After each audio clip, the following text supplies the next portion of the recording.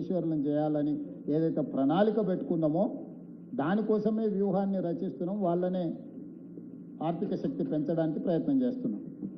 Thank you Uma. One last question from ladies sir, తర్వాత శ్రీనివాస్ రెడ్డి గారు. Sir ఒక చిన్న క్వశ్చన్.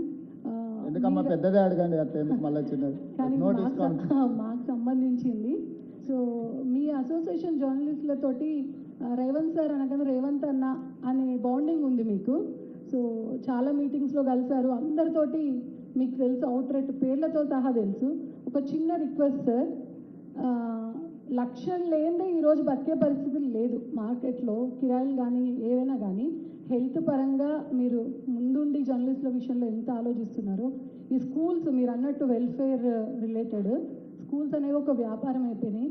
మా జర్నలిస్టులో చాలామంది ఇప్పుడు యంగ్స్టర్స్ కావచ్చు, పెద్దవాళ్ళకి కావచ్చు, 1,00,000 దాటిందంటే వాళ్ళు ఓ 20-30 ఏళ్ళ ఎక్స్పీరియన్స్ ఉంటే ఆ జీతాలు ఉంటాయి. స్టార్టింగ్ ఒక 10 ఏళ్ళ నుంచి చేస్తే వాళ్ళకు 20,000 25,000 జీతం ఉంటాయి. పిల్లల్ని చదివించుకోవాలి అంటే కొంచెం ఇబ్బంది అయ్యే పరిస్థితి. సో రూల్స్ ఉన్నాయి కానీ ఇంప్లిమెంటేషన్స్ అయితే లేవు.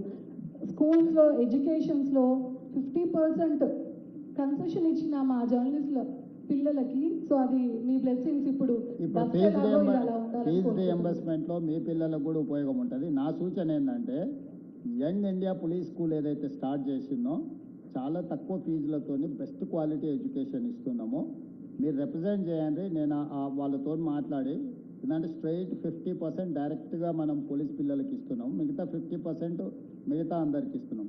ఇందులో ఏదైనా కొంత కోట జర్నలిస్టుల పిల్లలకి ఇవ్వడానికి, ఎందుకంటే అది వెరీ లెస్ ఫీజ్. మీరు చూడండి, ఇంటర్నేషనల్ 50 acres క్యాంపస్ ఇచ్చిన hundreds of crores ఇస్తున్నాం దాన్ని ఇంప్రూవ్ చేయడానికి. అంటే ఏ కార్పొరేట్ స్కూల్ కూడా దాంతో కాంపీట్ చేయనంత పక్కాగా ప్రణాళికలు చేస్తున్నాం.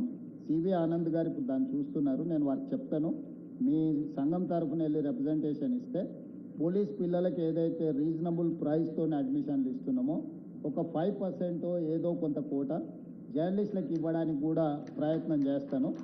మీరు ఒకసారి ఇచ్చిన తర్వాత వర్కింగ్ ప్లాన్ నేను దాన్ని చేసుకొని చేస్తే ఒక మీ రిప్రజెంటేషన్ సివి ఆనంద్ గారికి ఇవ్వండి. తప్పకుండా అందులో ఎంతో కొంత కోట పోలీస్ పిల్లలతో పాటు జర్నలిస్ట్ పిల్లలకు కూడా అడ్మిషన్లు ఇచ్చడానికి ఏదన్నా వెసులుబాటు కల్పిస్తాం. సార్ 2018 ఎలక్షన్స్ అప్పుడు మీరు మీ వన్ ఆఫ్ ద ప్రపోజల్స్ నాకు బాగా గుర్తుందంటే జర్నలిస్ట్ పిల్లలకు ఒక రెసిడెన్షియల్ స్కూల్ నేను కట్టిస్తానన్నారు. అట్లీస్ట్ ఈ విధంగానే మీరు ఒక 10% మీ సీట్స్ మీరు రిజర్వ్ చేస్తే 18లో మీరు గెలవనీయలేదు కదా, అందుకే will be very happy sir. చాలా మంది యంగ్ జర్నలిస్ట్ వాళ్ళ పిల్లలకు మీరు చాలా one of the best school, not only education, స్పోర్ట్స్లో అదర్ ఈవెంట్స్లో పిల్లల్ని, అంటే ఒక సైనిక్ స్కూల్ ఎట్లుంటుందో, ఒక ఎన్డీఏ స్కూల్ ఎట్లుంటుందో ఆ స్టాండర్డ్స్లో ఆ పిల్లల్ని ట్రైన్ చేస్తున్నాము. గేమ్స్, స్పోర్ట్స్, అదర్ యాక్టివిటీస్లో కూడా one of the best school అవుద్ది. మీ పిల్లల్ని అక్కడ చేర్పించారంటే you feel more happy than anything. నేను ఖచ్చితంగా దాంట్లో మీ పిల్లలకి ఏం చేయగలను చేస్తాను. ఒక్క శ్రీనివాస్ రెడ్డి గారు అడిగే ముందు ఒక్క క్వశ్చన్. హసన్ ఖాన్ గారు, आजम खान या पूछो आजम सर, इस बार जुबली इलेक्शंस में माइनॉरिटीज आपका साथ दे रहे कि नहीं, और ये क्या है बोरोबंडा, रहमत नगर और उस इलाके में ग्रेवार्ड्स की कमी है, आप इसके ऊपर क्या बोलना चाह रहे हैं?